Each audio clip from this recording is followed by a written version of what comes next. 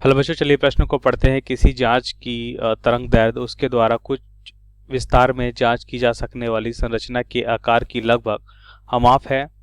Proton तथा न्यूट्रॉनों की कारक संरचना यहाँ पे दे रखी 10⁻⁻15 मीटर या इससे भी कम लंबाई के लघु पैमाने की है।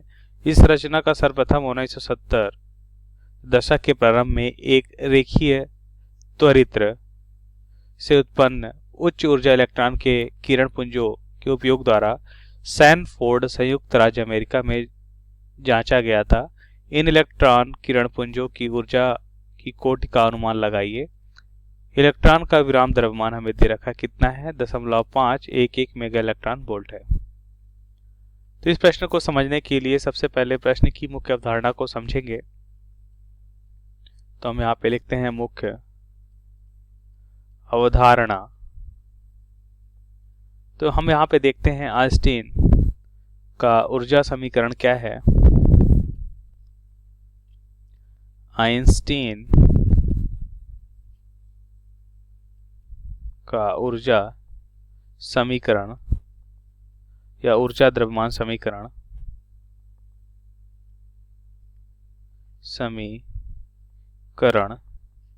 क्या होगा। तो यहाँ पे हम लिखते हैं कि इसका जो सूत्र है वह होता है E इक्वल्स टू क्या हो जाएगा, E इक्वल्स टू mc², जहाँ पे c क्या होता है, प्रकाश का वेग होता है, m क्या होगा यहाँ पे पदार्थ का द्रव्यमान। तो अगर कोई भी पदार्थ प्रकाश की गति से अगर गति कर रहा है तो हम देखते हैं कि उसकी जो ऊर्जा है वो क्या हो जाएगी, mc² हो जाएगी, जहाँ c प्रकाश का वेग है जिसका मान होता है 3 × 10⁸ मीटर प्रति सेकेंड। डी ब्रोगली तरंग दैर्ध्य। तो क्या होगा डी ब्रोगली तरंग दैर्ध्य, यहाँ पे सबसे पहले हम देखेंगे डी ब्रोगली तरंग दैर्ध्य। डी ब्रोगली तरंग दैर्ध्य जिसे हम लिखते हैं लैम्डा से। तो हम जानते हैं लैम्डा बराबर क्या होता है, लैम्डा बराबर होगा h/p, जहाँ पे p क्या होता है, संवेग होता है। p बराबर हम लिख सकते हैं m × v। h क्या होता है, प्लांक नियतांक होता है। अब प्रश्नानुसार उत्तर को समझेंगे। तो यहाँ पे हम लिखते हैं उत्तर। हमें क्या दे रखा है, हमें दे रखा है कि तरंग दैर्ध्य हमें यहाँ पे दे रखी 10⁻⁻15 मीटर है और यहाँ पे दे रखा है कि इलेक्ट्रॉन का विराम ऊर्जा द्रव्यमान ऊर्जा में दे रखा है। तो आइंस्टीन नियम से हमने देखा कि द्रव्यमान ऊर्जा mc² होता है और जिसका मान हमें कितना दे रखा है, हमें दे रखा है 0.511 mega electron volt, 0.511 mega electron volt. और यहाँ पे अगर हम देखते हैं तरंग दैर्ध्य कितना दे रखा है, तरंग दैर्ध्य हमें दे रखा है 10⁻10 मीटर, कितना 10⁻15 मीटर दे रखा है। तो हम देखते हैं कि हमें क्या मालूम करना है, हमें मालूम करना है इलेक्ट्रॉन किरण पुंज की ऊर्जा की कोटि का अनुमान यहाँ पे लगाना है। तो हम यहाँ पे मालूम करेंगे, हम अपेक्षिक ऊर्जा सिद्धांत से मालूम कर सकते हैं। हम यहाँ पे पहले लिखेंगे अपेक्षिक ऊर्जा सिद्धांत से हम देखते हैं कि अपेक्षिक ऊर्जा सिद्धांत, अपेक्षिक ऊर्जा सिद्धांत से हम क्या देखेंगे, हम देखेंगे कि जो ऊर्जा है वो क्या हो जाएगी।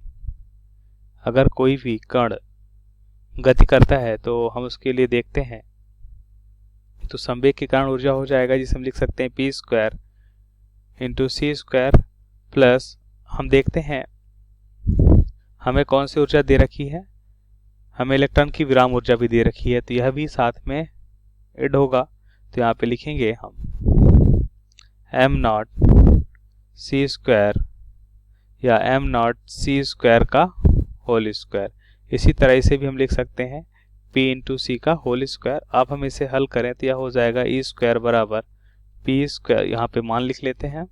p का मान कितना है संवेग है और हमें संवेग का मान निकालना होगा। इसके लिए हम क्या करेंगे, जैसा कि हमने मुख्य अवधारणा में देखा, लैम्डा बराबर होता है h बटा पी। पी बराबर क्या हो जाएगा, h बटा लैम्डा। तो यहाँ पे लिखेंगे हम p बराबर h बटा लैम्डा। तो संवेग p बराबर हमें क्या मिलेगा, h होता है 6.6 गुणा 10 के घात क्या हो जाएगा -34 बटा क्या होगा 10 के घात -15, जो हमें यहाँ पे वेवलेंथ या तरंग दैर्ध्य दे रखी है। इसको हल करने पे हमारा मान कितना आएगा, 6.6 गुणा 10 के घात। इसको हल करने पे यहाँ पे देखते हैं -19 बचेगा, माइनस का 34 प्लस का 15 माइनस का 19 किलोग्राम मीटर प्रति सेकंड। संवेग का मान हमने निकाल लिया है। अब हम यहाँ पे देखेंगे तो ई स्क्वायर बराबर क्या हो जाएगा, 6.6 गुणा 10 के घात माइनस का 19 गुणा सी कितना होता है 3 गुणा 10 की घात 8 का होल स्क्वायर प्लस, अब एम सी स्क्वायर का मान हमें दे रखा है। यहाँ पे अगर इसे हम एम सी स्क्वायर का मान देखें तो कितना दे रखा है 0.511 मेगा इलेक्ट्रॉन वोल्ट है। तो 1.6 गुणा 10 की घात क्या हो जाएगा माइनस का 19, तो ये किसमें प्रतीत हो जाएगा जूल में, और 10 की घात 6 भी लिखेंगे क्योंकि मेगा दे रखा है। हर एक इलेक्ट्रॉन वोल्ट बराबर हम जानते हैं 1.6 गुणा 10 की घात -19 जूल के बराबर होगा। तो इसे हल करेंगे तो हमें क्या मिलेगा, ई स्क्वायर बराबर, इसे हल करने पे मिलेगा कितना होगा, यहाँ पे अगर 6.6 गुणा अगर 3 करते हैं तो हमें मान कितना मिलता है, इसको हल करने पे हमें मान मिलेगा 19.8 गुणा 10 की घात कितना होगा, यहाँ पे माइनस का 11 होगा क्योंकि प्लस का 8 माइनस का 19 है, तो माइनस का 11 का होल स्क्वायर प्लस, अब यहाँ से देखिए कितना दे रखा है 0.511 गुणा 1.6, यह हो जाएगा 0.8176 गुणा 10 के घात कितना होगा माइनस का 19 और प्लस का 6, तो कितना हो जाएगा 19 और 6, तो ये हो जाएगा माइनस का कितना आएगा 13 का, यहाँ पे हम लिख सकते हैं होल स्क्वायर। इसको हल करने पे हमें मान कितना मिलेगा, इसको हल करने पर इसको हम लगभग 8 क्या मान लेते हैं 0.82 मान लेते हैं गुणा 10 घात -13 का होल स्क्वायर। इसको हम ऐसे भी मान लेते हैं कि यहाँ पे -13 है तो हम लिख लें, ये तो हम लिख लेते हैं 0.82 गुणा 10 के घात माइनस का 13 ही रहने देते हैं। अब इसे हल करते हैं तो हल करने पे हमें मान कितना मिलेगा, हमें ई स्क्वायर का मान मिलेगा 392.04 लगभग मान लेते हैं गुणा 10 के घात माइनस का 22, कि यहाँ से हमें मालूम चल रहा है ना कि अगर इसे हम 10 के घात माइनस से 11 बदलते हैं तो 0.0082 गुणा 10 के घात माइनस से 11, इसका स्क्वायर करेंगे और छोटी वैल्यू होगी, इसलिए इसको हम निगलेक्ट भी कर सकते हैं। इसलिए हमने यहाँ पे लिख सकते हैं 392 गुणा 10 के घात -22। तो ई का मान कितना आएगा,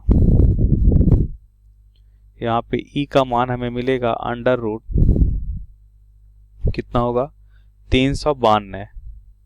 अगर हम अंडर रूट 392